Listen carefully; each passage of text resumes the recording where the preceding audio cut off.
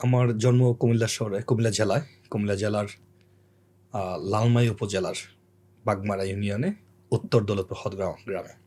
আচ্ছা, ওইখানেই আপনার জন্ম, বেড়ে ওঠা? ওখানে জন্ম, ওখানে বেড়ে ওঠা, ওখানেই প্রাইমারি স্কুলে পরীক্ষা দেওয়া, তার পরবর্তীতে বাগমারা উচ্চ বিদ্যালয়ে ক্লাস 8 পর্যন্ত পড়ালেখা। ক্লাস 5-এ বৃত্তি পাই, 8-এ বৃত্তি পাই, যেটা হয় বৃত্তি পেলে একটু আপগ্রেড হওয়ার চেষ্টা।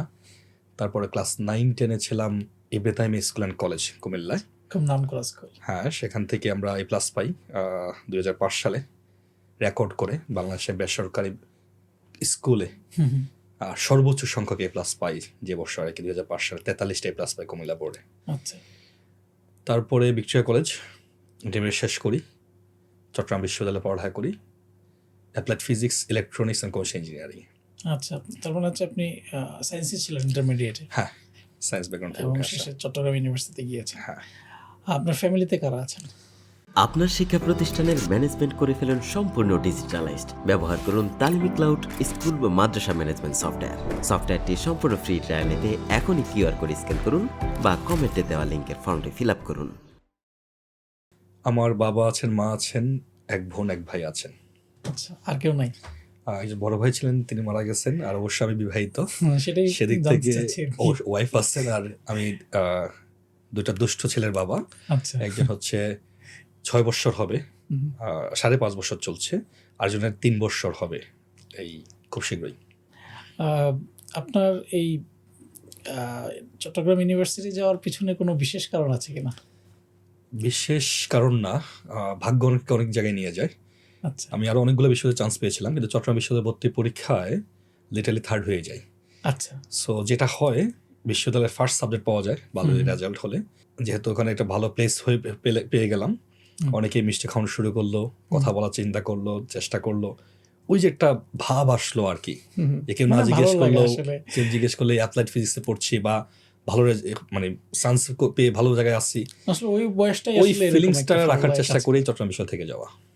আচ্ছা, তো আপনার সাবজেক্ট চয়েসটা কি আপনি মানে নিজেই করেছিলেন নাকি কারো পরামর্শে বা কোনো কিছু? পরামর্শ তো ছিল, আমাদের সময় একটা ট্রেন্ড ছিল, আমরা যখন এসএসসি পরীক্ষা দেই সবাই সাংবাদিকদের বলতো যে আমরা 17 ঘন্টা পড়ছি, 18 ঘন্টা পড়ছি। আচ্ছা, আমরা ওটা দেখে দেখে বড় হয়েছি। আচ্ছা। আর আমাদের সময় একটা ক্রেজ ছিল কম্পিউটার সায়েন্স।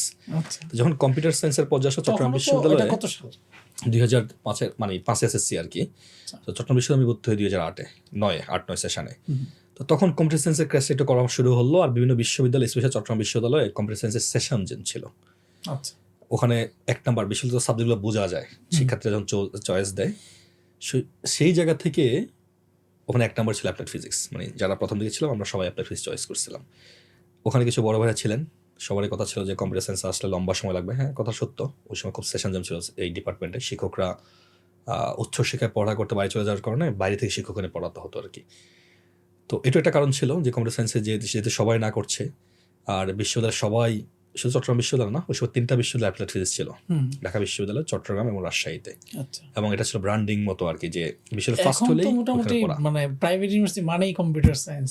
কম্পিউটার সায়েন্স সব জায়গায় আছে, বাংলাদেশে এটা একটা আমরা ধরে নিই যার কম্পিউটার আছে সে কম্পিউটার সায়েন্সের শিক্ষার্থী, এটা একটা ভাবসাব আছে। আচ্ছা, এবং কিছু বিশ্ববিদ্যালয়ে এক একটা সেশনে 1000-এর অধিক শিক্ষার্থী ভর্তি করায় প্রাইভেট ইউনিভার্সিটিতে। কিছু না করতে হলে অ্যাটলিস্ট কম্পিউটার জানি, এটা দিয়ে কিছু করা ওই যায়। সময়টা তো আসলে এটা একটা খুবই মানে ক্রেজ ছিল, কিন্তু আমাদের সময় যেটা ছিল সেটা হচ্ছে যে ওই 3টা বিশ্ববিদ্যালয়ে অ্যাপ্লাই ফিস থাকার কারণে আর অন্য কোথাও না থাকার কারণে যেটা হয় যে মার্কেটে সব অ্যাভেলেবল, অ্যাপ্লাই ফিস অ্যাভেলেবল ছিল না। তো এটা মোটামুটি একটা ভালো প্লেস দেয় আর কি, ঢাকা বিশ্ববিদ্যালয় আমরা এবং রাজশাহী বিশ্ববিদ্যালয়। তো অ্যাপ্লাই ফিসে ভর্তি হওয়া, এবং লেটসে যেহেতু প্রথম দিকে চান্স পাওয়া সবাই অ্যাপ্লাই ফিস পড়ে, এরকম একটা বিষয় ছিল আর কি। তারপরে আপনার পড়াশোনা কেমন করলেন? মানে খুব ভালো পড়াশোনা করেছেন? ইউনিভার্সিটি দুষ্ট ছিলাম অনেক, খেলাধুলা করতাম, হলে প্রতিদিন ফুটবল খেলা, ব্যাডমিন্টন খেলায় খুব ভালো করতাম রাতের বেলায়। এগুলো নিয়ে বিশ্ববিদ্যালয়টাকে এনজয় করার চেষ্টা। চট্টগ্রাম বিশ্ববিদ্যালয় এমনি সুন্দর না, পাহাড়ি সৌন্দর্য, এটা অন্যরকম। এটা আসলে ওখানে কেউ না থাকলে বোঝানো যাবে না। ফজরের নামাজের সময়, হ্যাঁ, আমি পুরো সময়টাই হলে ছিলাম। কোন হল? শহীদ আব্দুর রব হলে। আচ্ছা, তাহলে ওইখানে তো অনেক স্মৃতি। অনেক স্মৃতি, মানে প্রতিটা রুমে আমি 3টা রুম চেঞ্জ করি। 133 নম্বর রুম দিয়ে মোটামুটি 2 বছর, তারপরে 215 নম্বর রুম, ওখানেও প্রায় 1-1.5 বছর, তারপরে ছিলাম 201-এ। তোমার সব মনে আছে এখনো রুম নাম্বার? এটা মনে বলতে মানে মনে হয় যে এখনো প্রতিটা দিন মানে ফিলিংসটা এরকম যে এখন যে চট্টগ্রাম বিশ্ববিদ্যালয়, আমি এখনো রিসেন্ট হলে গেছিলাম, মানে নিজের রুমে যাওয়ার পর মনে হচ্ছিল এটা আমার কর্নারে এটা করানো ওইটা করানো, এটা আছে কিনা এক্স্যাক্টলি মনে হয় যে বিশ্ববিদ্যালয় আমার সাথেই আছে বা আমি বিশ্বের সাথে আছি, এরকম আর কি। তো শেষে পড়াশোনা আপনি কেমন করলেন? আসলে কি পড়াশোনা করতে পেরেছেন? কথা আছে না, ছেলেদের আসলে রেজাল্ট জানতে নেই, যেটা জানতে চাচ্ছেন। আমি ব্যাচেলরে আমাদের যেটা হয়েছে সেটা হচ্ছে আমাদের কিছু শিক্ষক ছিলেন যারা মনে করতেন যে বাংলাদেশের কোনো শিক্ষার্থীরা 80% মার্ক পাওয়া মানে তারা অনেক জানে, এটা কারো দ্বারা সম্ভব না। তো এরকম কিছু শিক্ষক ছিলেন যারা 80% মার্ক কখনো কাউকে দিতেন না, এরকম একটা ঘটনা আমাদের সঙ্গে ঘটছিল। এরকম একটা মানসিকতা অনেকে আচ্ছা, থাকে। আর আমরা যারা ফিজিক্স, যারা ফিজিক্সের শিক্ষক যারা থাকেন, তারা মোটামুটি এই ধারণাটা নিয়েই বড় হয়েছেন। অ্যাপ্লাইড ফিজিক্স একটা নতুন ব্রাঞ্চ, যেটা পরবর্তীতে আমরা শেষ করার আগেই আমরা শেষ করার পরপর ট্রিপলি হয়ে যায়। আমাদের সময় অ্যাপ্লাইড ফিজিক্স কিন্তু অনার্সের সাবজেক্ট ছিল। আচ্ছা, আমরা বিশ্ববিদ্যালয়ে আন্দোলন করি থার্ড ইয়ারে উঠে, বিশ্ববিদ্যালয়ে একেবারে ক্লাস পরীক্ষা সব বন্ধ করে দেই। তো আন্দোলন করার কারণে একই সাথে আরো কিছু বিশ্ববিদ্যালয় আমাদের সাথে সমন্বয় হয়। আমরা শেষ পর্যন্ত পড়ালেখা করে শেষ করার আগেই আমরা অফিসিয়ালি ইঞ্জিনিয়ারিং ডিগ্রি নিয়ে আসি। দেখেন, বাংলাদেশের বাস্তবতায় সবচেয়ে দুর্ভাগ্য হচ্ছে সাবজেক্ট খোলা আছে ইঞ্জিনিয়ারিং, ডিগ্রি দিচ্ছে অনার্সের, এবং এটা ফিল্ডে যে আপনি চাকরিতে অ্যাপ্লাই করতে পারবেন অনার্সের মানে না করতে পারতেছেন এদিকে না ওইদিকে। হ্যাঁ, এবং বাংলাদেশের টপ র্যাঙ্কড ওয়ান মানে সাবজেক্ট ছিল ওই সময়। আচ্ছা, র্যাঙ্কিং 1 নাম্বার সাবজেক্ট ছিল, এইটার হচ্ছিল এই অবস্থা। তো আমরা থার্ড ইয়ার আন্দোলন শুরু করি, একটা পর্যায়ে প্রশাসন নড়ে চড়ে বসে, কারণ ক্যাম্পাসে সবকিছু আমরা অফ করে দিই, ক্লাস পরিক্ষা যেটা হয় আর কি আন্দোলন করতে গেলে। তো এইসব বিষয়গুলোতে খুব দুষ্ট ছিলাম, আর স্যাররাও আমাদের প্রতি খুব আহামরি খুশি ছিলেন এরকম না, বাট আলটিমেটলি আমাদের ইয়ারে আমাদের রেজাল্টটা মানে যে ফার্স্ট হয়েছে সম্ভবত 3.52 পাওয়া, তার মানে ব্যাচেলর লেভেলে আউট অফ 4। তো আমি সেই সময় সম্ভবত ডিপার্টমেন্টে 4th হয়েছিলাম, 3.38 পেয়ে ব্যাচেলরে। তো মাস্টার্স আলহামদুলিল্লাহ ভালো করছি। আপনার এভারেজটা এরকম আসলে এটা বলা যাবে না, কিন্তু পড়ালেখা করছি কম। থার্ড ইয়ারে আন্দোলন করতাম, আবার বিশ্ববিদ্যালয়ে বিভিন্ন বেতন ভাতা বৃত্তি আন্দোলন হয়েছিল, সেগুলোতে ছিলাম। ইঞ্জিনিয়ার আন্দোলন আহ্বায়ক ছিলাম, আন্দোলনে ভোকাল থাকলে টিচার অন্যায়ের বিরুদ্ধে প্রতিবাদী ছিলাম, যেটা হয় বিশ্ববিদ্যালয়ে। সো 3টা আন্দোলন বিশ্ববিদ্যালয়ে, 2টাতে সরাসরি লিড দিচ্ছি, একটাতে অংশগ্রহণ করছিলাম আর কি। একটা ছিল হলুদ্দার আন্দোলন, মানে সাধারণ ছাত্রদের ওই সময় পলিটিক্যাল কিছু সমস্যা ছিল, যেটা হয় সাধারণ ছাত্র আমরা এক হয়ে গেছিলাম, হলুদ্দার আন্দোলন করলাম। আর ইঞ্জিনিয়ার আন্দোলন করে আমরা সফল হলাম, ইঞ্জিনিয়ার হলাম।